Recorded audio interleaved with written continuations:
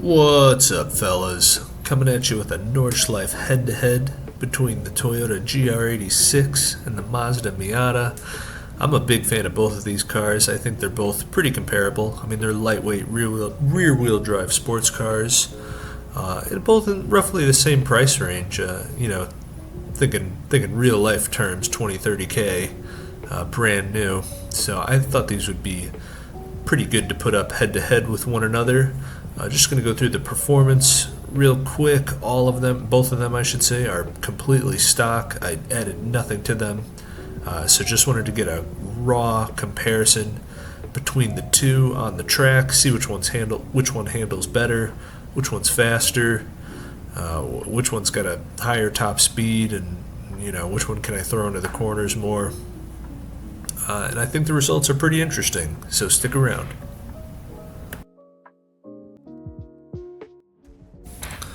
Starting out with the GR86, this car's got decent power for its size, but honestly still feels a bit sluggish. I kind of feel like both of them feel mildly sluggish. The GR86 almost a little bit more, even though it's got more power. Now that I'm watching this back, it doesn't really look sluggish. We look like we're cruising through this track pretty easily. There's me up in the corner there, looking like a stud as always. This track is just so much fun, I can't get enough of it. Anyways, back on topic, the GR86, this thing rotates a lot more than the Miata does, and by that I mean really it's got more oversteer, which I do appreciate. I appreciate that when I throw it into a corner, it feels like the back end gets out more. It feels like if you press the gas on the exit of a turn, you get that little fishtail kick. And that's always a lot of fun, and it's honestly really fun in the simulator, just kind of dicking around and treating it like a drift car through some of these turns. Now, I don't really hit drifts, as you'll see. I'm a pretty, I go for grip. It's kind of my MO, I suppose, but nonetheless, you feel it, and you don't really get that so much in the Miata. You can, but the Miata's got less power, and the Miata honestly a little bit more planted, but we'll get into that more when we start showing off some genuine Miata clips. Right now we're just going to let GR roll for a little bit. What else to say about the GR? I think it's one of those cars that they've kind of been perfecting over the past, decade and a half. I don't know. When does anybody remember? Remember the FRS? It was the FRS, the BRZ, and the GT86. I want to say were the three of them, and I think that was like 2012, because I want to say I was a freshman in high school when that started coming out and getting pretty popular. I remember seeing one at the gym and immediately being like, "Holy shit, that thing's pretty sweet." And some dude had one like fully built, at least from a body perspective. It had like aero and a little body kit on. There we go, a little squirrely right there. That was cool.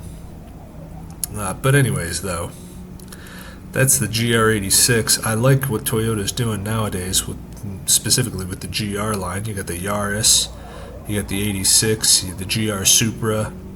And you hear they're coming out with a Celica again, which that's exciting for all of us enthusiasts. So hopefully we see the return of the Celica. That'd be pretty sweet. But yeah, that's pretty much that's a little breakdown of what I've got to say about the GR. Let's let this ride a little longer. I want to see how this corner goes. I think I get a little fishy right here. Let's see, I lost a little bit of grip. Yeah. But anyways, folks, let's move over to actually, hold up, my bad. Yeah, there it is. Alright, let's move over to the Miata, though. Alright, so the Miata, this thing was honestly quite the joy, especially following up after the GR86. Like I said, it doesn't rotate as much. You don't get as much oversteer. But in a way, and I know I was just saying how I like oversteer, which I do, but in a way, that was also really nice because you could really mash the gas, and you have no fear of losing that back end. I shouldn't say no. There's moments, and you'll see coming up. I kind of lose the car for a second. Well, lose. I save it. I don't actually lose the car entirely, but you'll see coming up around probably the 2 minute mark. Oh, right there is a little shaky too. I want to say I made more mistakes in the Miata, and I don't know if that's driver error. Well, certainly is driver error to probably most of the degree, but also kind of speaks on behalf of I felt like I made less mistakes in the GR. And again, do I need to collect more data points? Do I need to run more laps with both? Am I more practiced in the GR? I don't really think so. I don't think I am.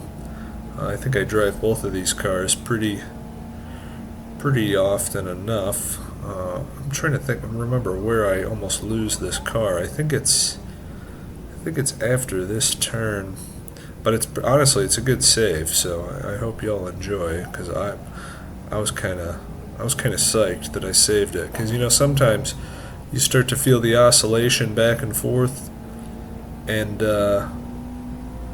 there's just no saving it. You kind of just go right into the wall, right into the grass. But not this time, fellas.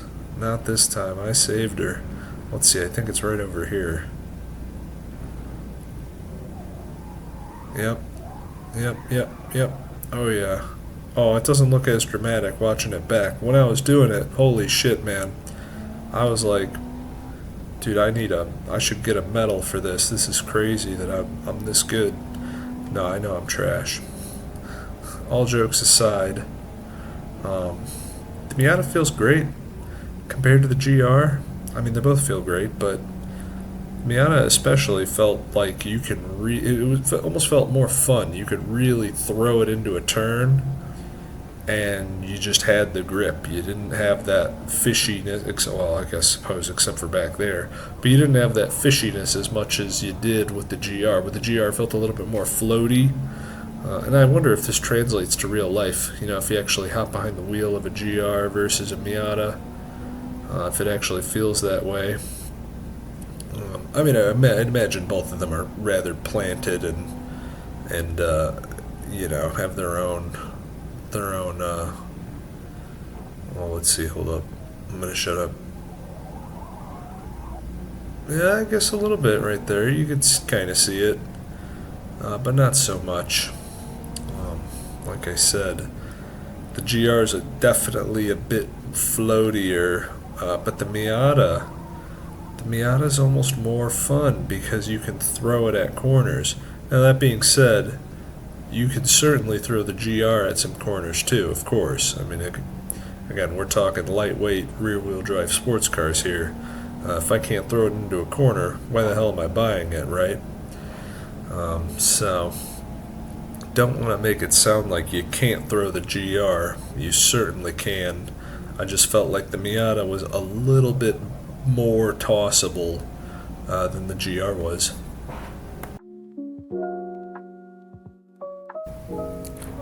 Alright, so overall verdict, which one's better for the Nürburgring? Is it the GR86 or the ND Miata?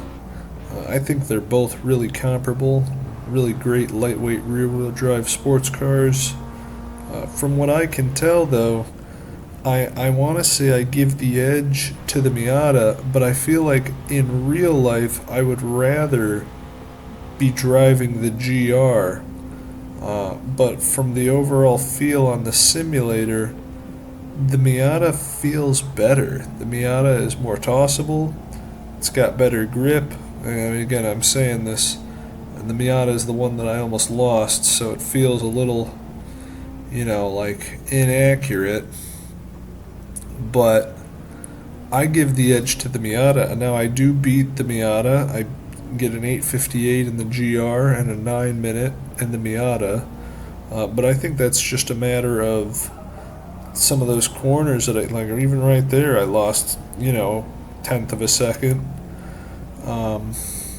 Which is funny because I keep saying the GR is squirrelier, and yet I've done quite a few squirrely moves in the Miata. But I'm telling you, folks, if you're doing it, I feel that the Miata is more planted. The GR's got a bit more power, again, a little bit higher top speed at 142 versus the Miata at 138. But I give it to the Miata. But yeah, that's going to do it for today's video, folks. Stick around and stay tuned for another installment of a head-to-head and a bunch more hot laps coming. I've got plenty of cars that I want to run through. I've already got a few recorded that I'm excited to drop, so make sure to like and subscribe and comment below what you want to see next. Thanks.